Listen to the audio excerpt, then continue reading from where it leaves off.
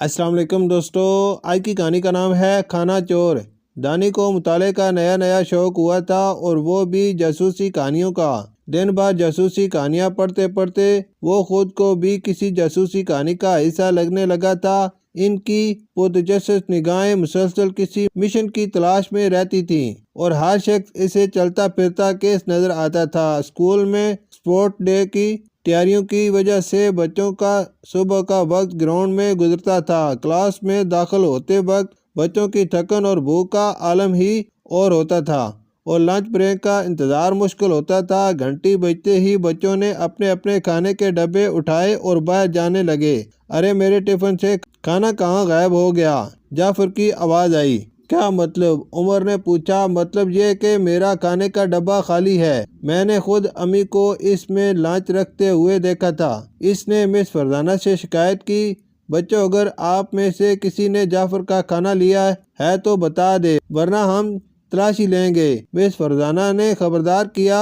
نہیں مس، ہم نے نہیں لیا، آپ تلاشی لے سکتی ہیں، بچوں نے خاصا برا مان کر کہا۔ مس فرزانہ نے تمام بچوں کا لنچ چیک کیا، مگر وہ کہیں ہوتا تو ملتا۔ بیٹا، آپ مجھ سے پیسے لے لیں اور کینٹین سے کچھ لے لیں، مس فرزانہ نے پیشکش کی، لیکن جعفر نے صاف انکار کر دیا۔ دانی نے جعفر کو اپنا آدھا حصہ دے دیا۔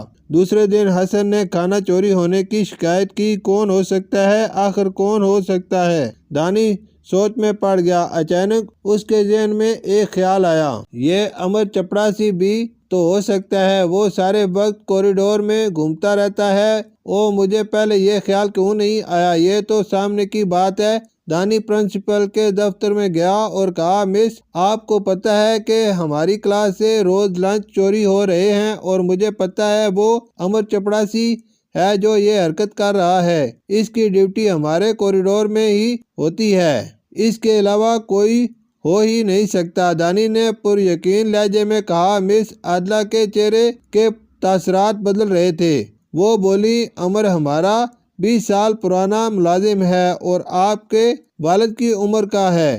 کیا وہ بچوں کا کھانا چوری کرے گا؟ آئندہ آپ نے بغیر تحقیق کسی پر الزام لگایا تو آپ سے باز پرس ہوگی۔ آپ جا سکتے ہیں۔ مس عادلہ نے اچھی خاصی ڈانٹ پلا دی۔ دانی شرمندہ ہو کر نہایت بوجھل دل کے ساتھ کلاس میں داخل ہوا اور اپنی سیٹ پر جا بیٹھا۔ دانی نے محسوس کیا کہ کھیل کے دوران عمران عموماً واش روم جاتا تھا۔ ابھی وہ کچھ سوچ ہی رہا تھا کہ فزکس کے سر واجد نے دانی سے اس کے ہوم ورک کا پوچھا۔ سر، میں کل ہوم ورک کرنا بھول گیا تھا۔ دانی نے سر کھجایا۔ دانی، آپ اسپورٹ میں نہیں جائیں گے بلکہ لائبریری میں بیٹھ کر اپنا کام مکمل کریں گے، سر واجد نے دانی کو ہدایت کی۔ دانی کی تو من کی مراد بھر آئی۔ لائبریری سے وہ مسلسل عمران کی نگرانی کر سکتا تھا۔ جیسے ہی عمران نے واش روم کے بہانے کلاس کی طرف قدم بڑھائے، دانی نے بھی فوراً کلاس کا رخ کیا اور دیکھا کہ عمران اسد کے بستے میں سے لنچ نکال کر کھا رہا ہے۔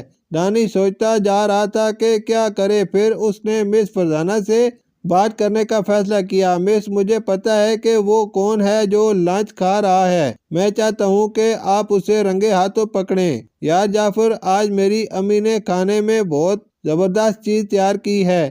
دوسرے دن صبح دانی نے عمران کو سنانے کے لیے زور سے کہا، وقفے میں کھاؤں گا، اس وقت زیادہ بھوک لگتی ہے۔ حسب توقع عمران نے کھیلوں کے دوران واش روم کا بہانہ بنا کر کلاس کا رخ کیا اور سیدھا دانی کے بیگ میں سے لنچ باکس نکالا۔ برگر کھانے کے لیے اس نے جیسے ہی منہ کھولا، مس فرزانہ کی آواز آئی، ٹھہریے عمران۔ عمران کے ہاتھ سے برگر نیچے گر گیا اور اس کے ہاتھ کانپنے لگے۔ کلاس میں مس فرزانہ کے علاوہ چپڑاسی بھی تھا۔ عمران، یہ کیا حرکت ہے؟ مس فرزانہ کو غصہ آ گیا۔ مس، میری امی آفس میں کام کرتی ہیں، انہیں صبح جلدی جانا ہوتا ہے اور وہ مجھے پیسے پکڑا دیتی ہیں۔ پیسے بچانے کی خاطر مجھ سے یہ غلطی ہوئی، مجھے معاف کر دیں، آئندہ ایسا نہیں ہوگا، عمران روتے ہوئے کہہ رہا تھا۔ عمر نے تعریفی نظروں سے دانی کو دیکھا۔ بھائی دانی، تم تو اچھے خاصے جاسوس ہو۔ ہاں، بس اس چکر میں ڈانٹ خاصی کھانی پڑ گئی۔ دانی کو پرنسپل